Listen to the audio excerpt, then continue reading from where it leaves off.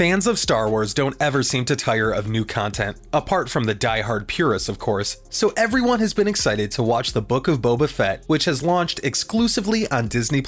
However, the sheer amount of detail packed into the show has left some fans asking questions. Not everything makes as much sense as we were hoping it would. Today, we are going to take a look at the things in the Book of Boba Fett that just did not make sense. Firstly, there are a couple of things about Boba Fett's personality which don't line up with what we know about him. First off, he doesn't seem to be massively aware of how the criminal underworld works. This in itself, by itself, is weird, because Boba Fett is the most famous and most dangerous bounty hunter ever. He has tons of connections to criminals and seedy, dodgy people like Jabba the Hutt and Black Sun. Not to forget, he also worked with the Galactic Empire to earn himself a little extra coin, who are undoubtedly the biggest group of criminals that ever lived. However, you couldn't always tell all this when watching the Book of Boba Fett. He wants to start his own underworld enterprise after seizing control of Jabba the Hutt's old palace, which makes sense for someone with so much experience dealing with the underbelly of the galaxy. However, when it actually comes to it, it seems as though our favorite bounty hunter doesn't really know what he's doing. Someone like him should know who to get on your side and win, and the best way to get in with the people in charge. The thing is, when he gets the speeder gang under his command, it's sort of by accident? There's not really any method to this, and it doesn't seem like a very intentional business decision. Not to mention, the dangerous Pike Syndicate makes threats towards the spaces he now occupies,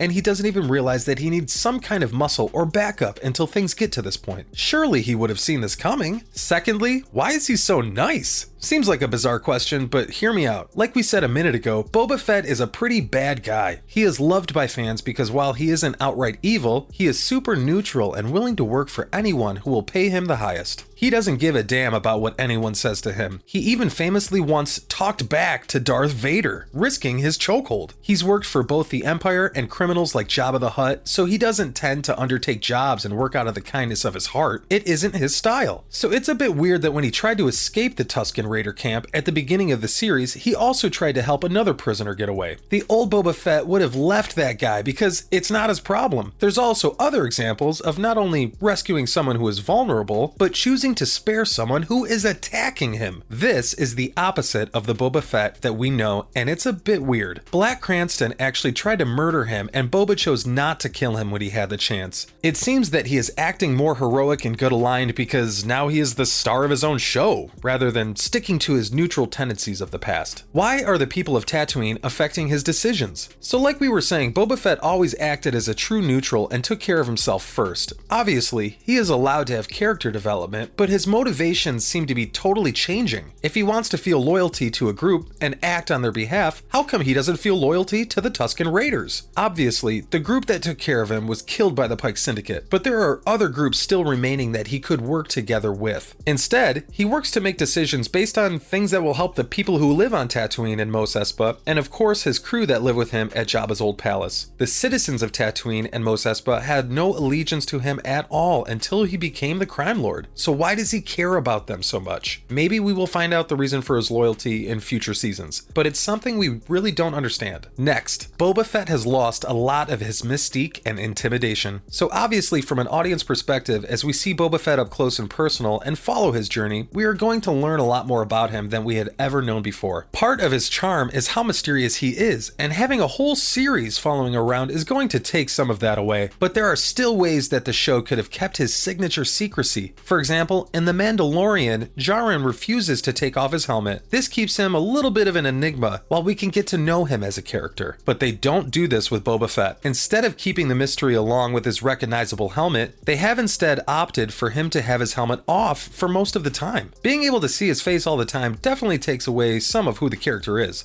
although we do understand that he is developing and changing as a person. It also makes him an easier target, as he is much more vulnerable without that important piece of his armor. He also doesn't use many of his intimidation tactics. The Pike Syndicate obviously don't respect his authority, and this may be down to the fact that he keeps letting people off. He didn't punish them for sending someone to kill him, and the person that attempted the assassination doesn't get a punishment either. Just because he is sitting on the throne in Jabba's palace does not make him a crime boss. He surely needs to to actually do some crime boss stuff in order to have earned himself the title. He has changed a lot of Jabba's old rules, which is fine, as he needs to establish the underworld that he wants to create, but some of his decisions don't make sense. By preventing spice from being moved through the area, he is denying himself a lot of money that could easily come his way. Surely one of the perks of being a big crime boss is that you enjoy lots of bribery money? How come his healing seemed to be all over the place? Obviously, being in a Sarlacc pit for so long is going to have some negative effects on your health. It's understandable that he isn't going to be in top fighting shape when he gets rescued. The Tusken Raiders didn't have access to a Bacta tank, but they did nurse him back to health. His combat skills were improved after they healed him, and you could begin to see the old Boba Fett fighting style making a return. However, it wasn't consistent, and he would win or lose fights seemingly at random. He did get to use the restorative Bacta tank, but even after bathing in the healing juice of this impressive tech, he still messed up when fighting Black Cranston. It definitely seemed more like a convenient plot device thing rather than a logical consistency thing. Next, the turf war was super anticlimactic. The whole of the first season built up and up into what was supposed to be a huge turf war between different factions. All the conflict that Boba Fett did get himself into was in preparation for a situation where all the conflict would bubble over into a full-on territory war. However, instead of a war, we got one fight. And this fight wasn't even that crazy. There were no ships or pods involved, just fighters at ground level, which would be fine if Star Wars wasn't about space. Plus, once Boba Fett's forces all got locked down into one area of Tatooine, it seemed as though it was basically a street fight. It wasn't anywhere near as thrilling as we were hoping it would be, and it was over far too quickly. We hope that in Season 2, the street level conflict is expanded upon some more, and we get more fights in a greater war. How come the Mandalorian was in it so much? Considering this is a long-awaited expansion into Boba Fett's life, we had a lot of Din Djarin content. I mean, don't get me wrong, the Mandalorian is one of my favorite Star Wars characters of all time, but he was in almost half the episodes. I can't blame the creators for utilizing one of the most popular characters in their newest installment of the franchise, but we have just got to enjoy 2 seasons of Mando and the third is coming out soon. Surely they would have wanted to focus more on the most famous bounty hunter of all for his moment in the spotlight. But what did you think of the Book of Boba Fett? Did any of these weird things make sense to you? Let us know in the comments.